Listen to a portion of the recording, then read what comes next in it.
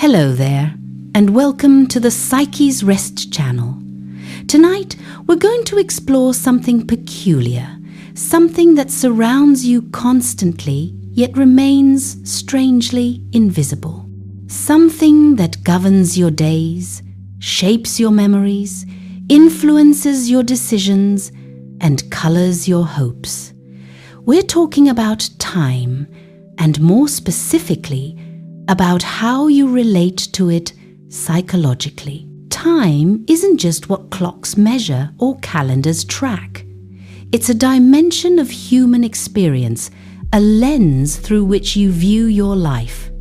Some people live primarily in the past, drawing comfort from memories or dwelling on regrets.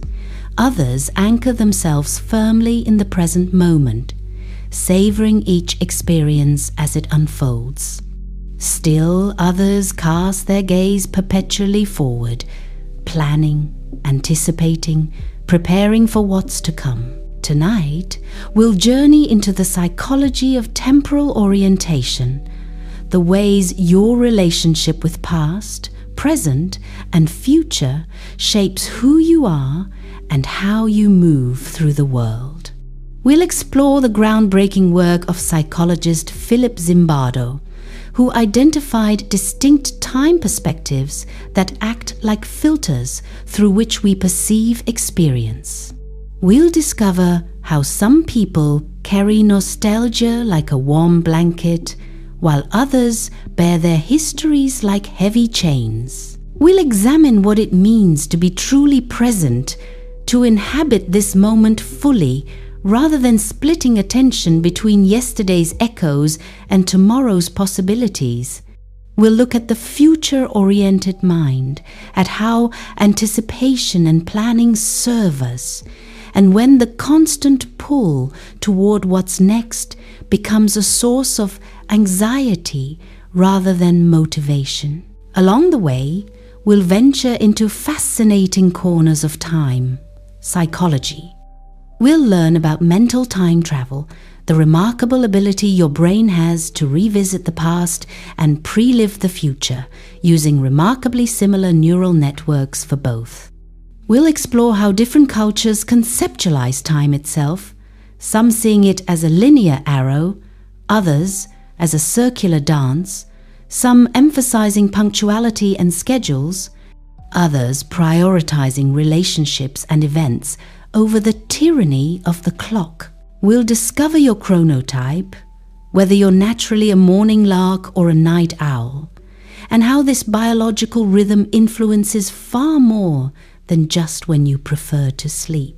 We'll examine the concept of balanced time perspective, understanding how an optimal relationship with past, present, and future contributes to psychological well-being, while imbalances in any direction can lead to depression, anxiety, or a sense of meaninglessness.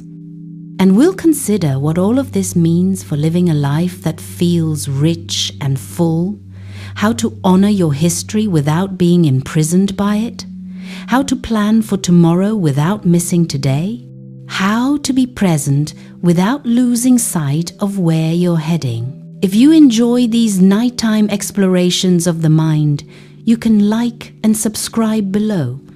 You're also welcome to share your thoughts in the comments. But for now, all you need to do is settle in, let your breathing slow, and allow yourself to drift through this exploration of time, that most familiar yet mysterious dimension of being human. Let's begin. Before we can understand how different people orient themselves toward past, present, or future, we need to ask a more fundamental question. How do we experience time at all? What's happening in your brain and mind when you sense the passage of seconds, remember yesterday, or imagine next week? Time perception is one of the more mysterious aspects of consciousness. Unlike our other senses, which have dedicated organs, eyes for sight, ears for sound, skin for touch, There's no single time organ in the body. No specific receptor designed to detect the flow of temporal duration. Instead, time perception emerges from the coordinated activity of multiple brain regions, a symphony of neural processes that together create your subjective experience of time passing. Neuroscientists have found that different scales of time are processed by different brain systems. Very short durations, milliseconds to a few seconds, appear to be handled largely by the cerebellum, that wrinkled structure at the back of your brain traditionally associated with motor coordination. When you catch a ball or tap your finger to a beat, your cerebellum is tracking precise timing. For slightly longer intervals, seconds to minutes, the prefrontal cortex and a region called the striatum take over. These areas are involved in attention, working memory, and decision-making, suggesting that our perception of time in this range is intimately connected with how we focus our awareness and process ongoing experience. And for the longest cycles, the daily rhythms of waking and sleeping, a tiny cluster of neurons called the suprachiasmatic nucleus serves as the brain's master clock, synchronizing your physiology to the 24-hour cycle of day and night. This circadian system influences not just when you feel sleepy, but also body temperature, hormone release, and countless other biological processes. But here's where it gets intriguing. Your subjective experience of time, how fast or slow it seems to pass, isn't constant. The same objective hour can feel like it drags endlessly or flies by in what seems like moments. Psychologists have documented many factors that influence time perception. Attention plays a crucial role. When you're deeply absorbed in something engaging, time seems to compress. An hour of captivating conversation or immersive work can feel like it lasted only minutes. But when you're bored or waiting anxiously, every minute stretches. This happens because time perception may depend partly on how many mental resources you're devoting to monitoring time itself. When you're engaged, fewer resources are available for time monitoring, and so less time seems to pass. When you're bored, you're acutely aware of time, and it crawls. Emotion also warps time. Fear, in particular, can make time seem to slow down. If you've ever been in a car accident or experienced a sudden fright, you might recall the sensation of everything happening in slow motion.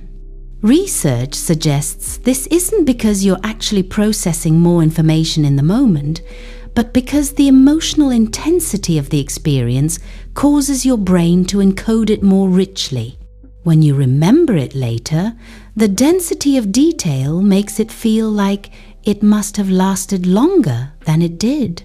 Novelty affects temporal perception too. New experiences often feel longer while they're happening and create richer memories. This is why a week of vacation in a new place can feel expansive, full of distinct moments, while a routine week at home might blur into an undifferentiated smear of time.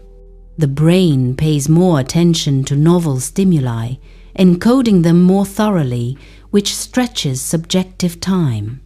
As you age, there's also a curious phenomenon where time seems to accelerate. A year for a child feels endless. A year for an older adult can slip past almost unnoticed. Some researchers propose this happens because each unit of time represents a smaller proportion of your total life. A year is half of a 2-year-old's entire existence, but only 1/50 of a 50-year-old's. Others suggest it's about novelty. Children encounter new experiences constantly, while adults often settle into routines, and the lack of novelty makes time feel faster. The brain also has a remarkable ability to edit time, to reorder events slightly or compress them. If two things happen very close together, your perception of which came first can sometimes be influenced by what you expected to happen. Your subjective now isn't actually instantaneous, but encompasses a brief window, perhaps a few hundred milliseconds, during which events are integrated into a single perceptual moment. Understanding that time perception is constructed, not simply received, sets the stage for understanding how people can have such different relationships with past, present, and future. If the present moment itself is something your brain creates, weaving together sensation, attention, memory, and expectation, then it makes sense that some minds might weave in more threads from the past, while others spin their attention mostly toward the future. Some might focus the loom entirely on the pattern emerging right now. In the late 20th century, psychologist Philip Zimbardo, known perhaps more famously for the Stanford prison experiment, turned his attention to a different question. How do people divide their mental lives across time? How do past, present, and future orient and shape behavior? Zimbardo and his colleagues developed what they called time perspective theory, proposing that people have characteristic ways of relating to temporal zones. These aren't just preferences, but deep orientations, almost like personality traits that influence how you encode experience, form goals, make decisions, and find meaning. Through extensive research and the development of the Zimbardo Time Perspective Inventory, a questionnaire that measures temporal orientation, 5 main time perspectives emerged from the data. Each represents a distinct way of engaging with time, and each comes with its own patterns of thought, feeling, and behavior. The first is past positive orientation. People high in this perspective look back on their personal history with warmth and fondness. They maintain strong connections to traditions, to family histories, to the way things used to be. Nostalgia comes easily to them, and it feels good. They might keep photo albums, enjoy reminiscing, find comfort in familiar rituals. The past is a source of identity, continuity, and pleasure. Then there's past negative orientation. Here, the past is not a refuge but a haunting. People with this perspective tend to focus on what went wrong, on regrets and disappointments, on trauma or loss that hasn't been fully integrated or healed. They might replay painful memories, wonder constantly about roads not taken, feel burdened by their history. The past becomes a weight that makes it harder to move forward. Present hedonistic orientation directs attention to the immediate moment, but with a particular flavor: the pursuit of pleasure, novelty, sensation. Present hedonists live for now, seeking enjoyment, excitement, new experiences. They're often spontaneous, impulsive, willing to take risks for the sake of immediate gratification. Planning for the future feels less important than seizing the pleasures available today. Present fatalistic orientation also focuses on the here and now, but with a very different quality. Present fatalists believe that the future is largely predetermined, that their actions have little power to change outcomes. This can stem from experiences of helplessness, poverty, trauma, or oppression. Why plan or strive if the future is out of your hands? This perspective can lead to passivity, a sense of resignation, a focus on simply getting through each day. Finally, there's future orientation. People high in this perspective are planners, goal setters, anticipators. They think about long-term consequences, delay gratification for later rewards, invest time and energy in building toward future outcomes. The future is vivid and important to them, sometimes more real than the present moment. They might sacrifice present enjoyment to ensure future success. Zimbardo emphasized that these aren't mutually exclusive categories. Most people show a mix of these perspectives, though often with one or two that predominate, and importantly, context matters. You might be future-oriented at work, but present hedonistic on vacation, past-focused when with family, but future-focused when making career decisions. What fascinated Zimbardo and subsequent researchers was how these time perspectives correlated with life outcomes and well-being.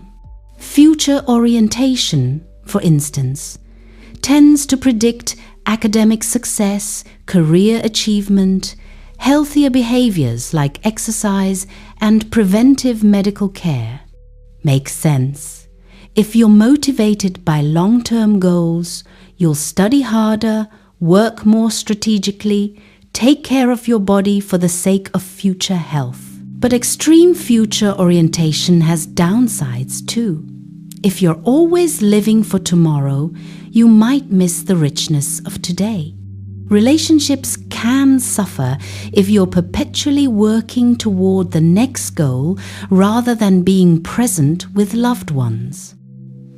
Anxiety can increase, as constant focus on the future means constant awareness of uncertainties, potential problems, things that need to be controlled or prevented. Present hedonism has its own double edge. On one hand, it's associated with higher enjoyment of life, more spontaneity, greater openness to experience. These are people who know how to have fun, who savor pleasures, who aren't so wrapped up in past or future that they forget to actually live. On the other hand, taken to extremes, present hedonism can lead to impulsive decisions, difficulty with delayed gratification, problems with addiction, financial instability, poor health behaviors. If the only time that matters is now, then long-term consequences feel abstract and distant. Past positive orientation is linked to higher self-esteem, stronger sense of identity, better relationships, particularly with family. Having a positive relationship with your own history provides continuity, a sense of where you came from, stories that anchor who you are. But too much dwelling in the past, even a happy past, can mean difficulty adapting to change or investing in new possibilities. Past negative orientation is perhaps the most consistently associated with poor outcomes. Depression, anxiety, low self-esteem, difficulty moving forward, all correlate with a tendency to ruminate on past hurts and failures. This makes intuitive sense. If your mental life is dominated by replay of painful memories and regrets, it's hard to feel good about yourself or optimistic about the future. Present fatalism is similarly problematic. The sense that you have no control over what happens to you is strongly linked to helplessness, depression, and lack of motivation. Without a sense of agency, why bother trying? This perspective can become a self-fulfilling prophecy.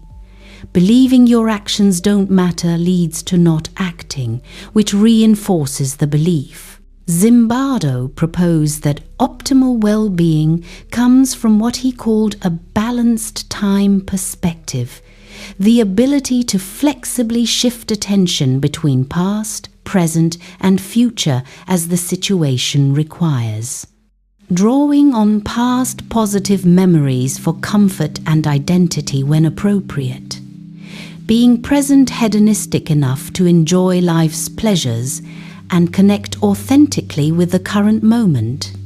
Future-oriented enough to plan, set goals, delay gratification when it serves long-term well-being, and recognizing that while not everything is under your control, your choices do matter, avoiding the trap of fatalism.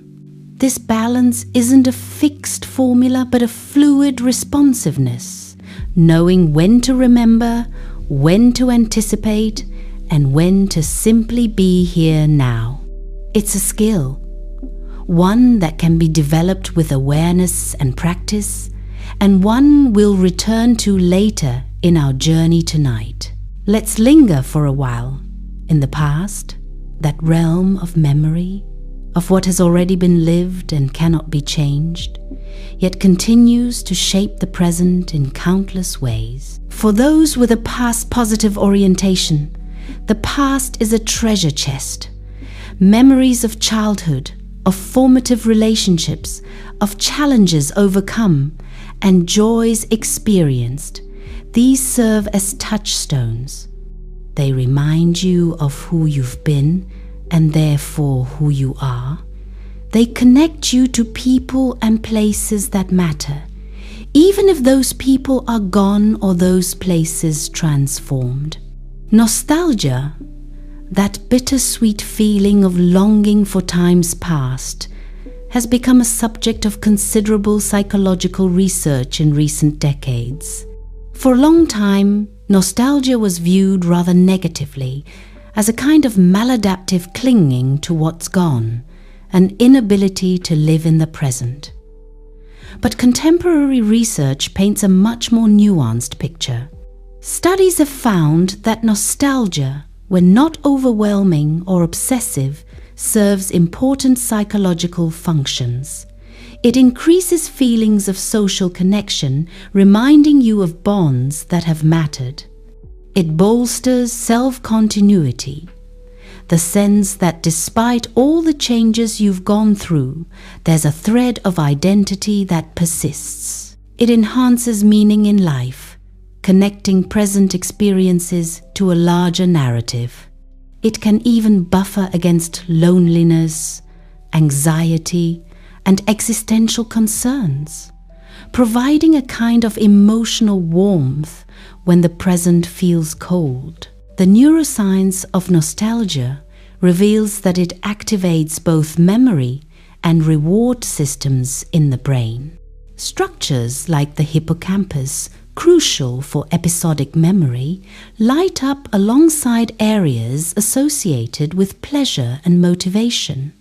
This suggests that nostalgic remembering isn't just retrieval of information, but an emotionally rewarding experience, one that the brain registers as valuable. Nostalgia tends to arise spontaneously in certain situations. When you're feeling disconnected or lonely, a nostalgic memory can remind you of times when you felt belonging. When facing uncertainty, recalling stable and positive periods from the past can provide comfort. Even sensory cues, a particular song, a smell, the quality of light at a certain time of day, can trigger a cascade of nostalgic feeling. Psychologists note that nostalgia typically has a particular flavor. It's not usually about specific facts or details, but about the emotional tone of a time, about how things felt.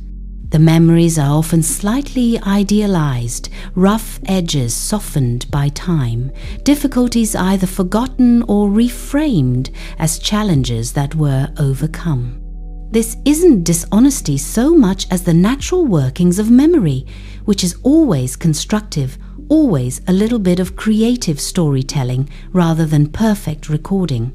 A past positive orientation, rich with nostalgic connection to personal history, seems to support psychological well-being in several ways. It reinforces identity, it maintains bonds across time, it provides perspective, reminding you that you've weathered difficulties before and can do so again. It offers gratitude, appreciation for experiences and relationships that have enriched your life. But there's a shadow side to the past as well. For every person who looks back with warmth, there are others for whom memory is a burden. Past negative orientation is characterized by rumination on what went wrong, regrets about choices made or not made, grief over losses that haven't been fully integrated, anger or resentment about ways you were hurt or treated unfairly, shame about things you did or failed to do, trauma that remains unprocessed, intrusive, impossible to fully escape. This orientation is strongly associated with depression. Rumination, the repetitive, passive focus on negative aspects of the past, is one of the most robust predictors of depressive symptoms.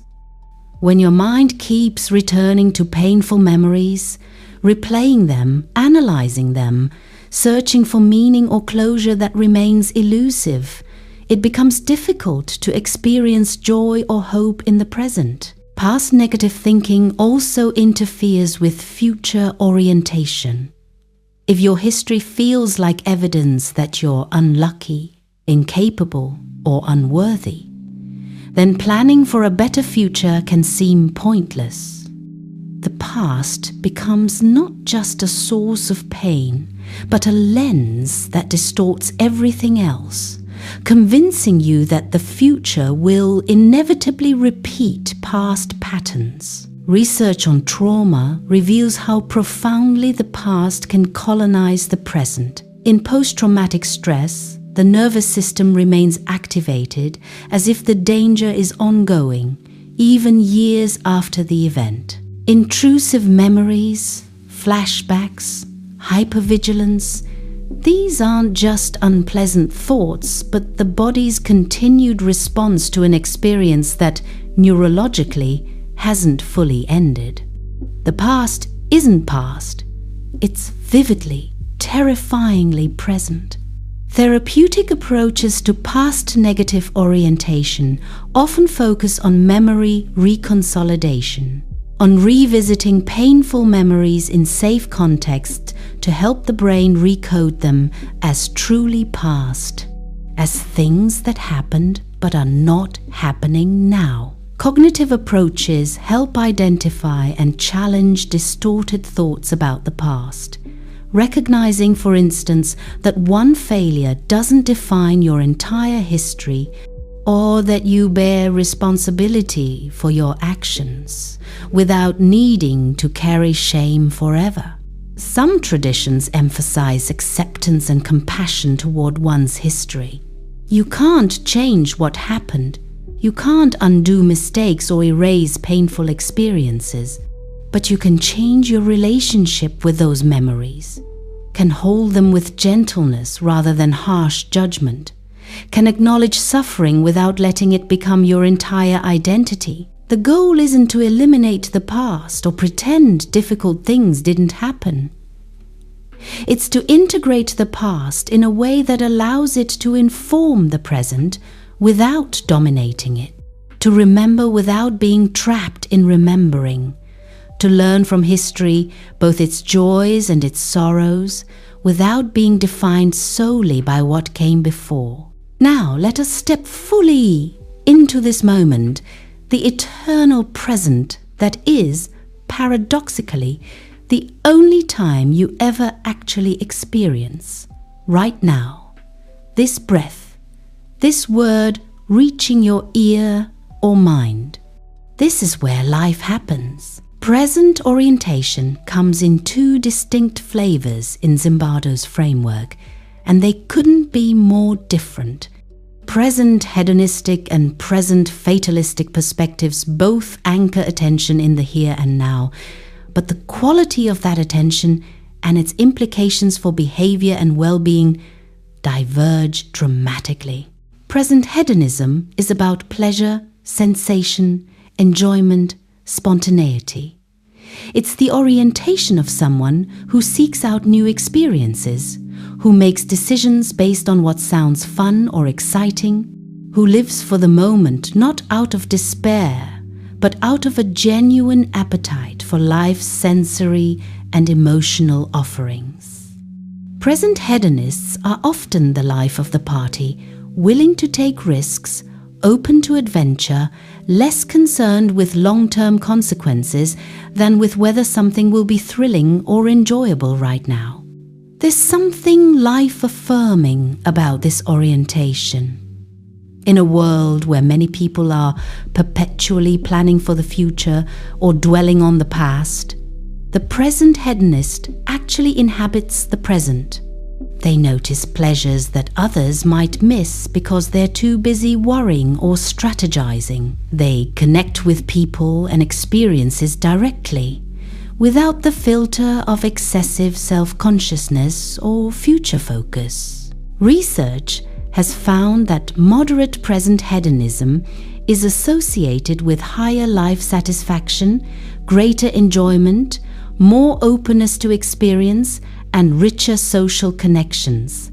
These are people who know how to have fun, who savor a good meal, who laugh easily, who aren't so wrapped up in achieving or planning that they forget to actually enjoy being alive. But taken to extremes, present hedonism has clear downsides.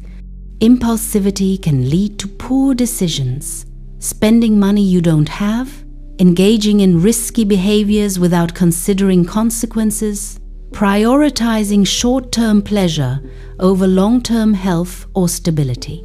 Addictive behaviors often flourish in a purely present-focused orientation, where the immediate relief or pleasure of a substance or behavior overpowers any awareness of future harm.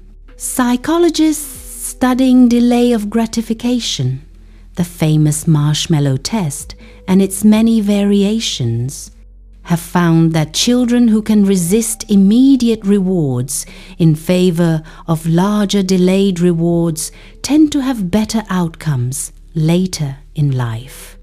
This doesn't mean hedonism is bad, but it suggests that some ability to consider future consequences, to delay gratification when appropriate, serves adaptive functions. The key might be flexibility, being able to be hedonistic when the moment calls for it, savoring a sunset, losing yourself in music, enjoying time with friends without guilt or distraction, but also being able to shift into future focus when needed, to make choices that serve long-term well-being even when they require saying no to immediate pleasures. Then there's present fatalism, a very different relationship with the now. Present fatalists focus on the present not out of enjoyment, but out of resignation. They don't believe their actions will significantly influence what happens to them. The future feels predetermined, whether by fate, by circumstances beyond their control, by systemic oppression, or simply by a sense that they lack the power to shape outcomes. This orientation often emerges from experiences of powerlessness. If you grew up in poverty, facing barriers at every turn, you might reasonably conclude that no amount of effort will change your circumstances. If you've experienced repeated trauma, where your attempts to protect yourself failed, you might develop a learned helplessness, a sense that actions simply don't matter. If you've been systematically marginalized or oppressed, believing the system is rigged against you isn't paranoia, it might be accurate perception.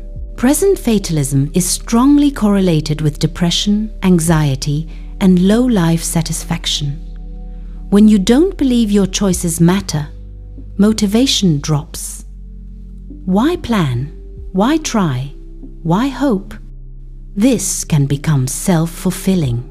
The lack of action based on fatalistic beliefs creates circumstances that seem to confirm those beliefs. Yet, it's important to recognize that present fatalism isn't always irrational. Some people face genuine, severe constraints on their agency. Telling someone in dire poverty to just believe in themselves or plan for the future ignores real barriers. The psychological work isn't just changing beliefs, but addressing the actual conditions that create powerlessness. Therapeutic and social interventions often try to restore a sense of agency, helping people identify areas where their choices do matter, however small. Maybe you can't control your economic situation immediately, but you can control how you spend the next hour. Maybe you can't change the past, but you can choose how you respond to it. Rebuilding a sense of efficacy, even in limited domains, can gradually expand a sense of possibility. Between these two present orientations lies another way of engaging with the now, one that has gained considerable attention in psychology over the past few decades. Mindfulness, or present moment awareness, is about inhabiting the present fully, but without the impulsive, pleasure-seeking quality of hedonism, and without the resigned helplessness of fatalism. Mindfulness is awareness of your current experience, sensations, thoughts, emotions, without immediately judging or reacting to them. It's noticing what's here now, with acceptance and curiosity. Research on mindfulness has exploded in recent years, documenting benefits that include reduced stress and anxiety, improved emotional regulation, enhanced cognitive flexibility, better relationship quality, and even changes in brain structure associated with attention and emotional processing. Practicing present moment awareness doesn't mean abandoning memory or planning. It means not spending so much mental time elsewhere that you miss the life unfolding right now. It means being able to choose where to place attention rather than having it constantly pulled into rumination about the past or worry about the future. Studies comparing people high in dispositional mindfulness, a natural tendency to be present and aware, with those lower in this trait find significant differences in well-being. Mindful individuals report higher life satisfaction, more positive emotions, greater resilience to stress, and better overall psychological health. These benefits seem to arise partly from how mindfulness interrupts cycles of rumination and worry, and partly from how it allows fuller engagement with positive experiences. The present moment, in this mindful sense, becomes not an escape from past or future, but the ground from which you can engage with both skillfully. You remember from the present, you plan from the present, but you're not lost in remembering or planning. You remain rooted here, where life is actually happening. If the present is where life is lived, and the past is where experience is stored, then the future is where possibility resides. It's the dimension of intention, of goals, of dreams and plans, of what could be but isn't yet. Future orientation, in Zimbardo's framework, is characterized by the tendency to think ahead, to consider long-term consequences, to set goals and work toward them, to delay immediate gratification for the sake of future rewards. Future-oriented people are planners. They maintain calendars, make lists, invest time and energy in building toward what they want to achieve. This orientation is strongly associated with many conventionally successful outcomes. Academic achievement, for instance, practically requires future orientation. Studying for an exam means choosing present effort for a future grade. Earning a degree means persisting through years of work for the sake of eventual credentials and career opportunities. Researchers have found that future orientation in adolescence predicts educational attainment, with students who think about and plan for their futures more likely to graduate and pursue higher education. Career success similarly often requires future focus. Building expertise, developing skills, networking, taking on challenging projects that might not pay off immediately but position you for advancement, all of these reflect future-oriented thinking.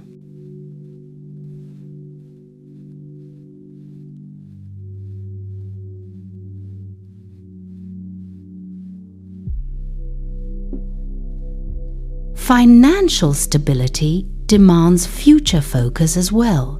Saving money, investing, avoiding high-interest debt, these behaviors prioritize future security over health behaviors show the same pattern. Exercising regularly, eating well, getting preventive medical care, avoiding smoking, all of these involve present choices made for the sake of future well-being.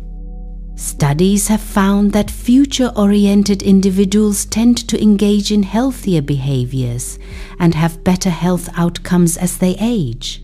But here, as with every time perspective, there's a balance to be struck.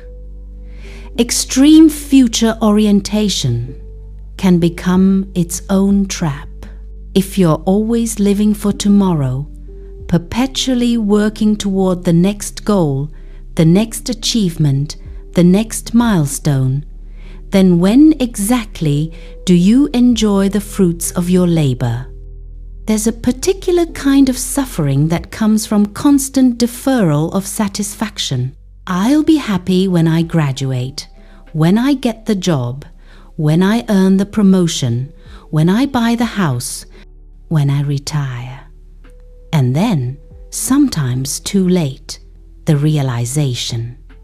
You spent your whole life preparing for a future that never quite arrived, because once you reached each goal, you immediately set another one ahead of you. Future focus can also generate significant anxiety. The future, by definition, is uncertain. It contains possibilities both wonderful and terrible. If your mind is perpetually projecting forward, you're constantly aware of all the things that could go wrong, all the preparations that need to be made, all the potential problems to anticipate and prevent. This can be helpful in moderation, but taken to extremes, it becomes worry. Chronic anxiety about threats that may never materialize. Relationships can suffer under excessive future orientation.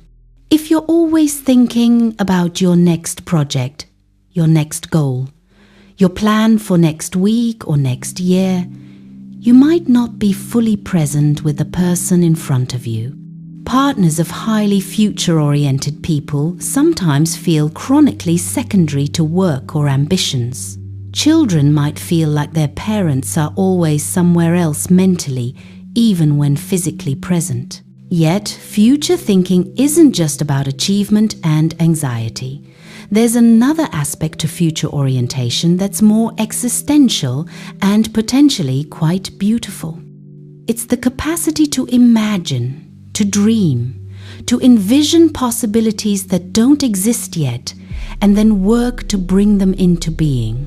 Psychologists studying what they call prospection, the mental simulation of future events, have found it to be a fundamental human capacity. Your brain doesn't just store the past, it actively generates futures. When you imagine having a conversation with someone, planning a trip, considering a career change, or daydreaming about how your life might unfold, you're engaging in prospection. This isn't idle fantasy. Prospection serves real functions. It allows you to prepare for situations before they occur. It helps you make decisions by simulating potential outcomes. It motivates behavior by making future rewards or consequences feel more vivid. It provides hope, the ability to imagine that things could be different, better than they are now. Some researchers suggest that the capacity for detailed future thinking may be uniquely human, or at least exceptionally developed in humans compared to other animals. While many species can prepare for the future in basic ways, storing food for winter, building nests, humans can imagine specific, detailed scenarios, years or even decades ahead, complete with narratives about who we'll be and what we'll be doing. This capacity for mental time travel into the future is closely linked to memory. The same brain networks that allow you to recall past episodes also enable you to imagine future ones. Both involve constructing detailed scenes, filling in sensory details, perspectives, emotions. The difference is that memory draws on actual experience, while prospection assembles possibilities from bits and pieces of past experience, recombined in new ways. Research on goal setting has identified factors that make future orientation more effective. Goals that are specific and concrete tend to be more motivating than vague intentions. I want to be healthier is less effective than I will exercise for 30 minutes 3 times per week. Goals that feel meaningful, connected to your values and sense of identity, generate more sustained effort than goals imposed externally or pursued for superficial reasons. Breaking long-term goals into intermediate milestones helps maintain motivation and provides opportunities to adjust course. Visualizing not just the desired outcome, but also the process of getting there, including potential obstacles and how you'll overcome them, creates more realistic and achievable plans. But perhaps the deepest function of future orientation is this. It gives life a direction, a sense of purpose. Viktor Frankl, psychiatrist and Holocaust survivor, wrote about how those who had something to live for, a future they were working toward, were more likely to survive the camps. It wasn't that they had better circumstances, but that they had a reason to persist, a vision pulling them forward. In less extreme circumstances, having a sense of future, of possibilities you're moving toward, provides meaning and motivation. It helps you make sense of present struggles as parts of a larger story. It suggests that what you do today matters for tomorrow, creating a sense of continuity and agency. The challenge is to hold future orientation lightly enough that it doesn't eclipse the present or generate crippling anxiety. To plan and work toward goals while remaining open to surprise, to revision, to the unplanned joys and sorrows that inevitably interrupt even the best laid plans. To care about the future without being so attached to particular outcomes that you can't adapt when circumstances change. We've been exploring how people orient toward past, present, and future as if these were separate territories. But there's a fascinating phenomenon that bridges these temporal zones, a capacity that reveals how intimately connected they actually are in the architecture of your mind. Psychologists and neuroscientists call it mental time travel. the ability to project yourself backward into your past or forward into your future, to re-experience events that have occurred or pre-experience events that might occur. This isn't just thinking about the past or future abstractly. It's vivid, immersive, episodic, rich with sensory details and emotional qualities. When you remember a specific moment, perhaps a conversation you had last week or a vacation from childhood, you don't just recall the fact that it happened. You reconstruct the experience, imagining yourself back in that time and place, seeing what you saw, hearing what you heard, feeling what you felt. Memory researchers call this episodic memory, and it's distinct from semantic memory, which is your store of facts and general knowledge. Episodic memory is fundamentally about re-experiencing. And remarkably, when you imagine future events, you use remarkably similar processes. If I ask you to imagine your next birthday, you might picture where you'll be, who might be there, what you might do, how you'll feel. You're creating a mental simulation, an episode that hasn't happened yet but feels concrete, specific, almost like a memory from the future. Neuroscience research using brain imaging has revealed something striking. When people engage in episodic memory, recalling specific past events, and when they engage in episodic future thinking, imagining specific future events, a largely overlapping network of brain regions becomes active. This includes the hippocampus, crucial for memory formation, parts of the prefrontal cortex involved in constructing and monitoring mental simulations, regions in the parietal cortex that handle spatial and temporal context, and areas of the temporal cortex where knowledge about people, places, and things is stored. This overlap suggests that remembering the past and imagining the future are not fundamentally different operations.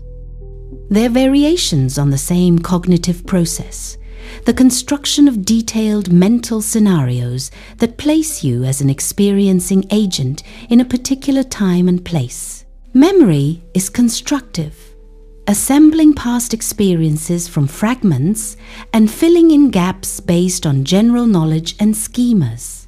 Imagination is similarly constructive, assembling possible futures from elements of past experience, combined and recombined in novel ways. This has profound implications. It means that your ability to imagine the future depends significantly on your memory system.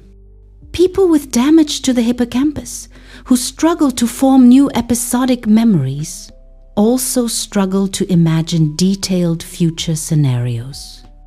Their futures, like their memories, lack the richness and specificity that most people can generate. It also explains why future thinking often feels so real, why you can become emotionally invested in events that haven't happened and may never happen. Your brain doesn't clearly distinguish between simulating the past and simulating the future at a neural level. A vividly imagined future activates emotional systems as if it were happening now, which is why anticipation can bring joy and why worry about future threats can generate real anxiety. Mental time travel serves important adaptive functions. It allows you to learn from the past without having to repeat experiences. You can recall what happened last time you faced a similar situation and adjust your approach. It allows you to prepare for the future, to run mental simulations of upcoming challenges and decide how to respond. It supports decision-making by letting you imagine different possible outcomes and evaluate which you prefer. And it provides a sense of continuity, connecting past, present, and future into a coherent narrative of self. Some researchers propose that this capacity for mental time travel is one of the key cognitive abilities that makes humans so adaptable.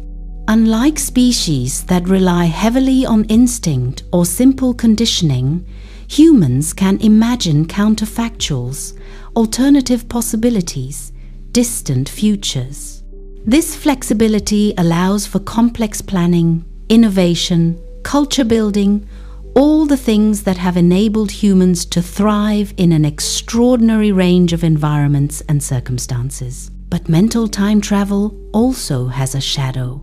When you can vividly imagine terrible futures, anxiety flourishes. When you can repeatedly replay painful memories, rumination takes hold. The same cognitive flexibility that allows for planning and learning can trap you in cycles of worry or regret if not balanced with present moment awareness. Interestingly, not everyone engages in mental time travel with the same frequency or vividness. Some people have very rich, detailed episodic memories and future simulations, almost like movies playing in their minds. Others experience their memories and imaginings more abstractly, knowing that events happened or will happen, but without the same immersive detail. There's even a rare condition called severely deficient autobiographical memory, where people have great difficulty recalling specific episodes from their own past. Their semantic memory is intact. They remember facts about their lives, but they can't re-experience events. Fascinatingly, these individuals also struggle with episodic future thinking, supporting the idea that the two processes are deeply intertwined. Understanding mental time travel reveals something important about the relationship between past, present, and future. They're not truly separate. They're perspectives, vantage points from which you view the continuous flow of experience. The present is the only time consciousness actually inhabits, but from that present, you can cast your awareness backward and forward, constructing and reconstructing temporal experiences that extend the moment's reach across your entire lifetime. If time is a psychological construct shaped by individual minds, it's also profoundly cultural. Different societies conceptualize and organize time in strikingly different ways, and these differences shape everything from daily routines to life goals to the structure of language itself. Perhaps the most studied cultural difference in time orientation is the distinction between what anthropologist Edward T. Hall called monochronic and polychronic cultures. Monochronic cultures, predominant in Northern Europe, North America, and East Asia, view time as linear, divisible, and scarce. Time is a resource that can be spent, saved, wasted, or invested. Schedules matter deeply. Punctuality is a virtue. Meetings start and end at designated times. Tasks are typically done sequentially, one after another, with clear boundaries between them. If you're from a monochronic culture, being late is often interpreted as disrespectful or unprofessional. Time commitments are taken very seriously. Polychronic cultures, more common in Latin America, the Middle East, Africa, and Southern Europe, view time more fluidly. Relationships and events take precedence over schedules. It's perfectly acceptable to be late for a meeting if you're engaged in an important conversation with someone else. Multiple tasks might happen simultaneously, with interruptions seen as natural rather than disruptive. The focus is less on clock time and more on social time, on the natural rhythms of interaction and the importance of personal connections. These aren't absolute categories, and there's considerable variation within any culture, but the patterns are robust enough to create real cross-cultural misunderstandings. A business person from a monochronic culture might feel disrespected when a meeting in a polychronic culture starts late or is interrupted repeatedly. Meanwhile, someone from a polychronic culture might find the strict timekeeping of monochronic cultures rigid, cold, impersonal, as if relationships don't matter as much as the schedule. Beyond this, cultures differ in whether they emphasize past, present, or future. Some cultures are described as past-oriented, placing high value on tradition, ancestry, historical continuity. These societies look to the past for guidance, maintaining rituals and customs that have been passed down through generations. Honor and respect for elders and ancestors is paramount. China, Japan, and many indigenous cultures have been described this way. Though these characterizations are generalizations that don't capture individual variation, other cultures are more present-oriented, focused on immediate experience, relationships, what's happening now. Some island cultures in the Pacific, for instance, have been described as having a more present focus, less concerned with precise timekeeping or long-term planning, more attentive to the quality of current interactions and the rhythms of nature. And then there are future-oriented cultures, particularly Western industrialized nations like the United States, where progress, innovation, improvement, and achievement are highly valued. The cultural narrative is often forward-looking. Where will you be in 5 years? What are your goals? How are you building toward a better future? Success is often defined by how much you've achieved and what you're striving toward. Even the structure of language reflects temporal orientation. Some languages grammatically distinguish between past, present, and future tenses very explicitly. Others have more fluid tense systems or even no grammatical future tense at all, using context to convey temporal information. Linguists have found intriguing correlations between language structure and behavior. Speakers of languages without strong future tense distinctions save more money and engage in healthier behaviors. Possibly because the future feels psychologically closer when language doesn't mark it as sharply separate from the present. Cultural conceptions of time can also be linear versus cyclical. Western thought typically conceives of time as a line or arrow, moving from past through present to future, with history as a progression and the future as unknown territory ahead. But many indigenous and Eastern cultures have more cyclical conceptions. Time as a circle, seasons returning, generations following similar patterns, the present containing echoes of the past and seeds of the future in an eternal return. These different temporal frameworks aren't just abstract philosophy. They shape how people make decisions, how they relate to work and leisure, how they balance individual goals with community needs, how they cope with change and uncertainty. Understanding these cultural differences in time orientation is crucial in our globalized world. What looks like irresponsibility or lack of planning from one perspective might be a different, equally valid way of organizing life from another. What seems like unhealthy rigidity might be a cultural value deeply tied to identity and meaning. The goal isn't to say one temporal orientation is better than another, but to recognize the diversity of human relationships with time and to develop flexibility in navigating between different temporal cultures. Given all we've explored, past orientation with its memory and nostalgia, present orientation in its hedonistic and mindful forms, future orientation with its planning and anticipation, we arrive at a crucial question. What does a healthy relationship with time look like? Zimbardo and his colleagues proposed the concept of a balanced time perspective.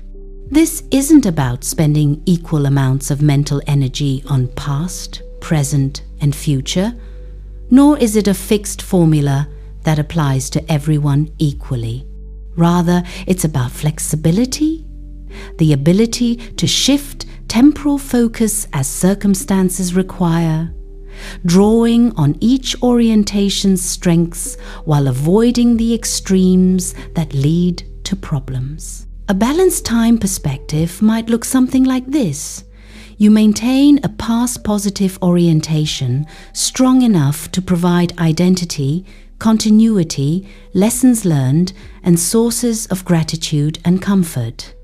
But you don't get trapped in nostalgia for a golden age that probably wasn't as perfect as memory suggests, and you don't dwell obsessively on regrets or past trauma. You cultivate enough present hedonistic orientation to enjoy life's pleasures, to savor good moments, to connect authentically with people and experiences without constantly deferring satisfaction. But you don't become so impulsive or sensation-seeking that you neglect long-term consequences or your future well-being. You maintain sufficient future orientation to set meaningful goals, to delay gratification when appropriate, to plan and prepare for what's coming. But you don't become so fixated on the future that you miss the present or generate constant anxiety about uncertainties ahead. And you avoid present fatalism, maintaining a sense that your choices matter, that you have agency in shaping your life, even while acknowledging real constraints and uncertainties. Research supports the value of this balanced approach.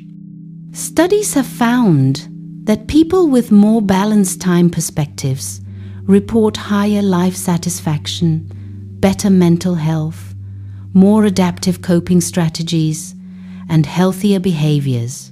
Deviations from balance in any direction tend to correlate with problems. Excessive past negative orientation predicts depression and anxiety. Too much present fatalism predicts helplessness and lack of motivation. Extreme present hedonism predicts impulsivity and addictive behaviors. Excessive future orientation predicts workaholism, anxiety, and difficulty enjoying the present. But achieving balance isn't always straightforward. Your time perspective is shaped by many factors: temperament and personality, life experiences, cultural background, current circumstances, even your age and developmental stage.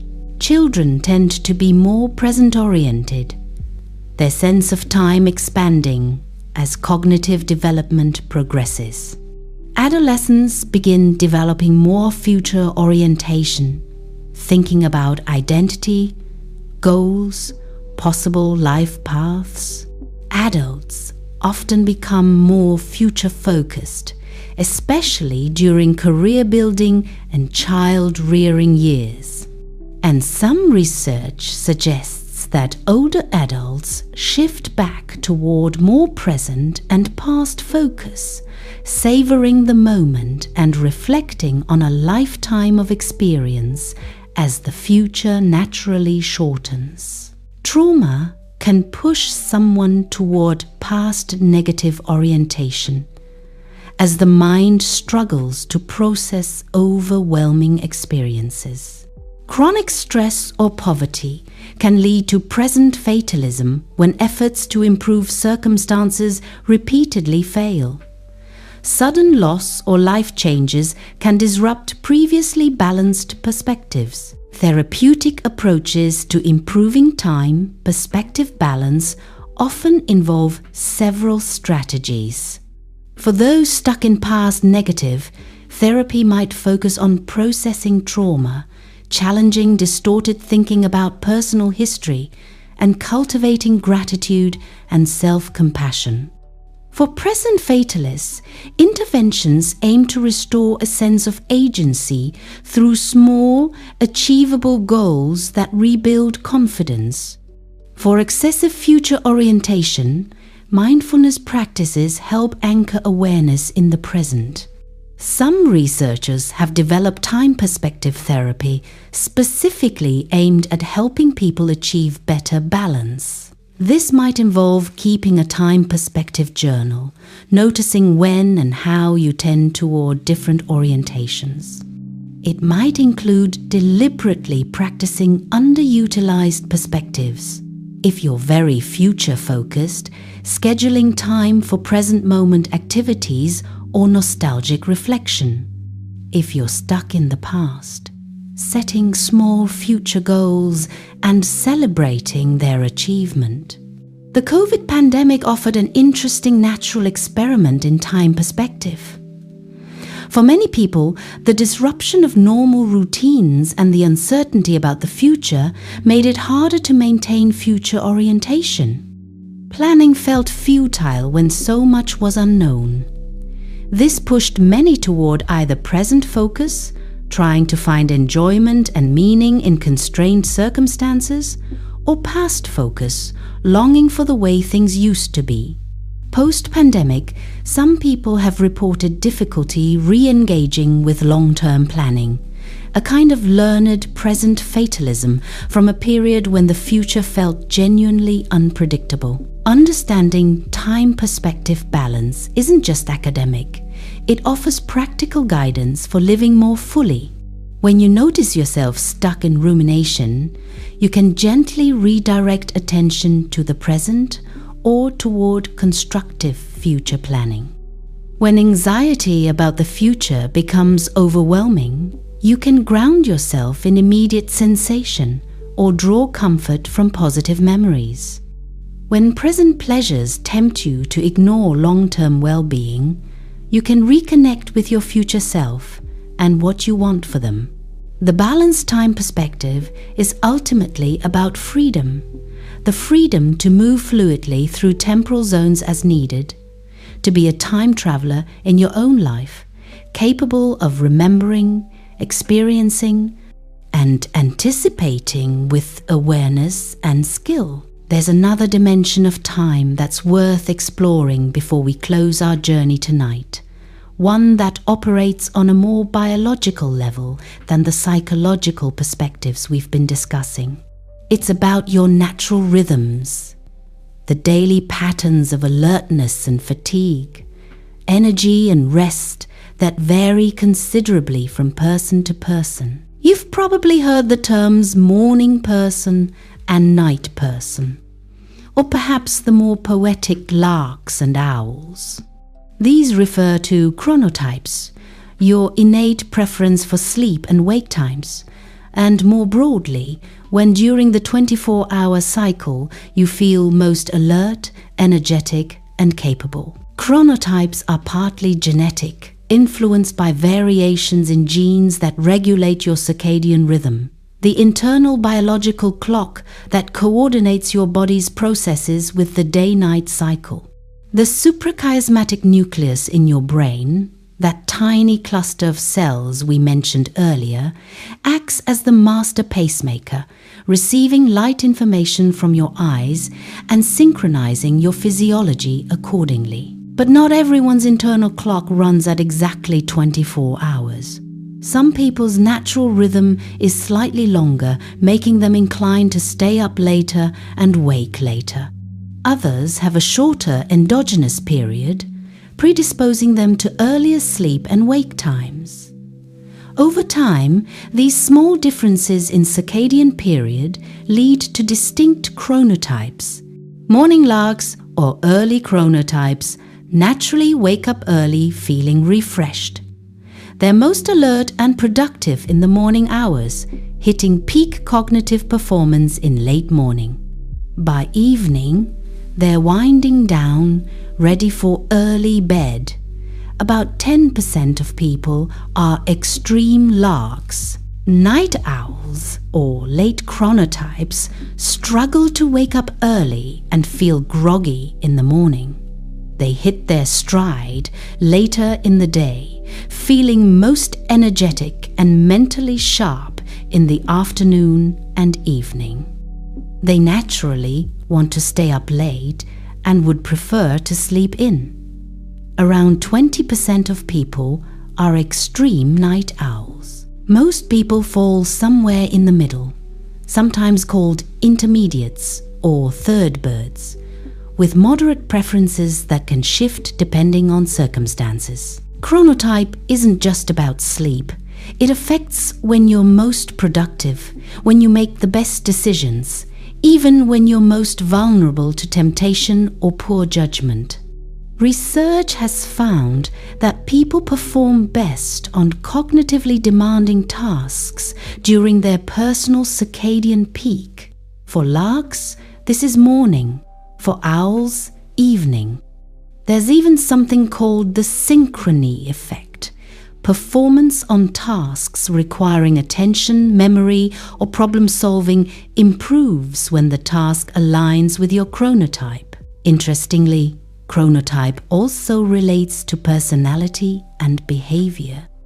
Some studies have found that night owls score slightly higher on measures of creativity, perhaps because their peak hours are quieter, less interrupted by social demands.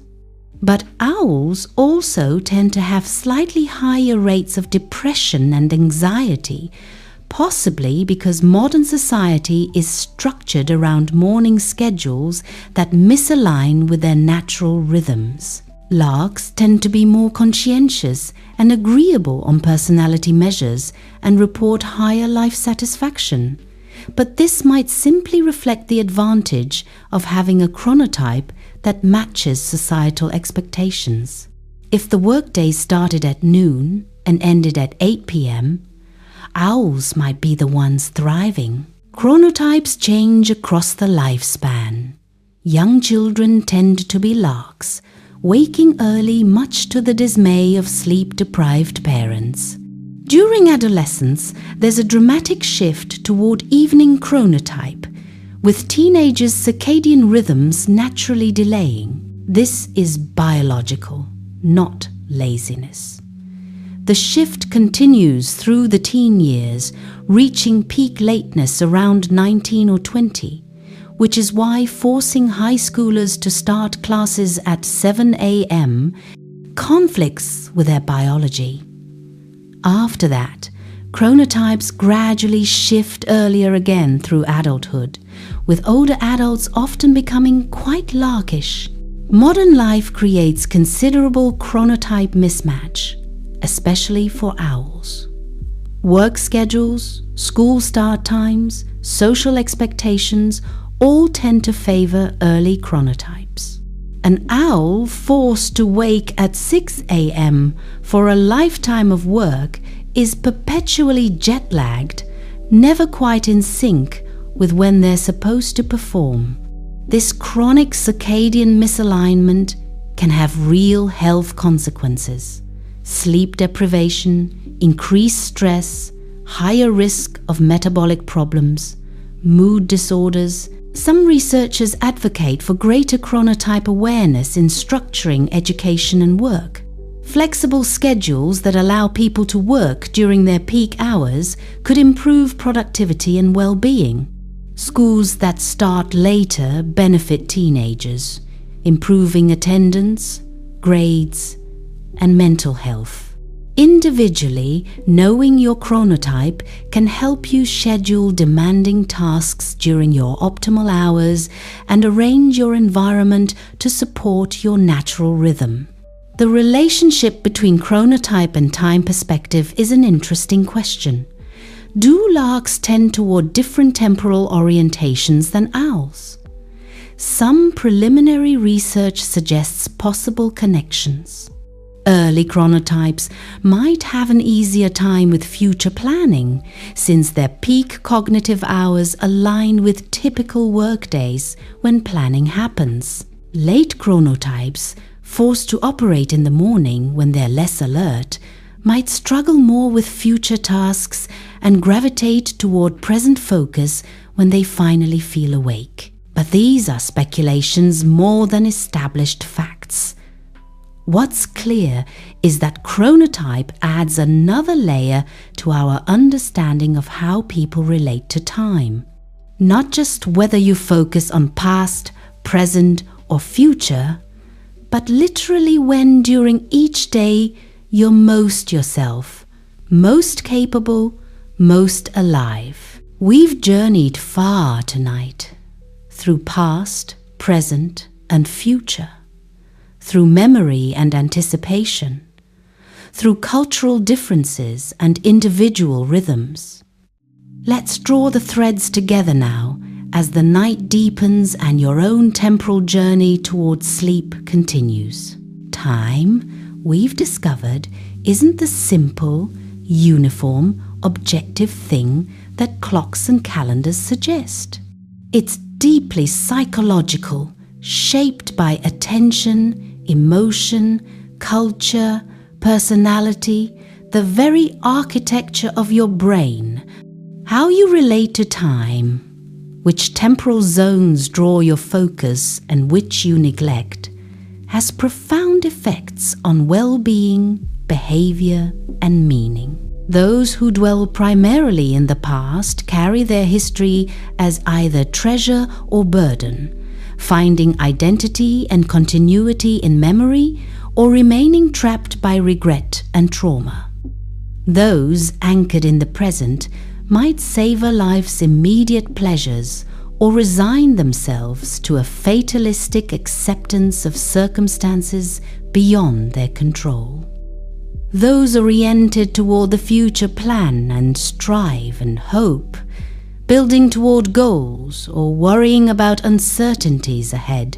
Zimbardo's framework shows us that these aren't fixed categories, but fluid orientations, and that optimal well-being comes from balance, from the flexibility to move between temporal perspectives as circumstances require, drawing on the past for wisdom and comfort without being imprisoned there, inhabiting the present fully without losing sight of consequences, planning for the future without sacrificing today or succumbing to paralyzing anxiety. We've seen how memory and imagination are two sides of the same coin, both constructing detailed mental scenarios using overlapping brain networks, allowing you to mentally time travel backward and forward from the eternal present.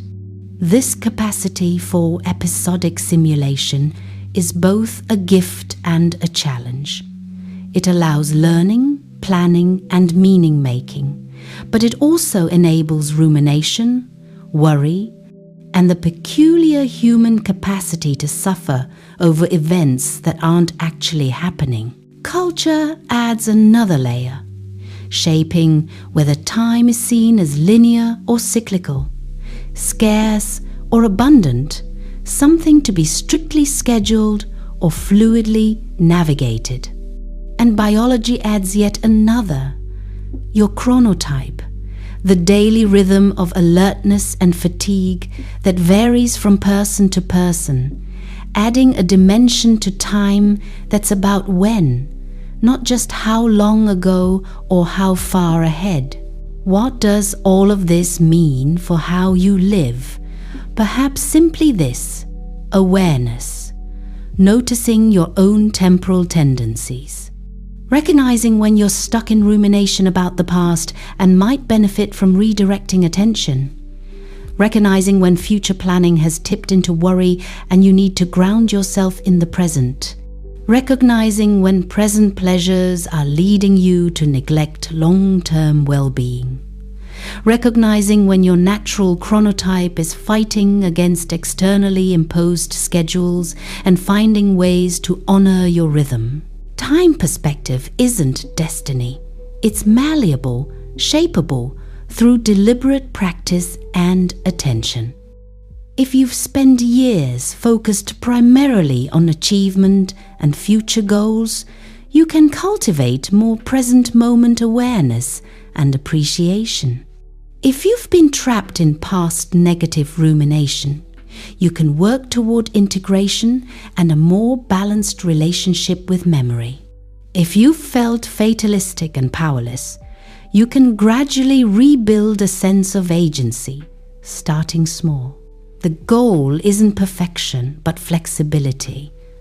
The ability to be a skilled navigator of time, moving between remembering, experiencing, and anticipating with awareness and purpose. To live not just in one temporal zone, but across all of them, weaving past, present, and future into a coherent, meaningful life. As you drift towards sleep now, perhaps you can notice your own relationship with time. Do you carry memories gently or heavily? Are you usually here, now, or elsewhere in thought? When you imagine tomorrow or next year, does it bring excitement or anxiety? There's no wrong answer, only opportunities for awareness and, if needed, gentle adjustment. The mystery will still be here tomorrow. More to learn about time, about the mind, about what it means to be a temporal being, living in the narrow now, but capable of spanning entire lifetimes in thought. If you're still awake and would like to continue exploring, you can watch another video or browse what else is available here. If you enjoyed this journey through the psychology of time, you can like and subscribe below.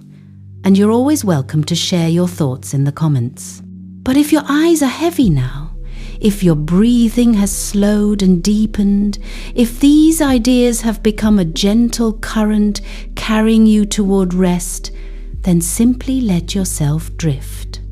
Let the knowledge that past, present, and future are all dimensions of the same continuous experience be a comfort as you settle into the timeless space of sleep. Your memories, your present experience, your hopes for tomorrow, they're all part of the rich tapestry of being human, being alive, being a creature who experiences time not just as measurement but as meaning. For now, rest well, sleep gently, and good night.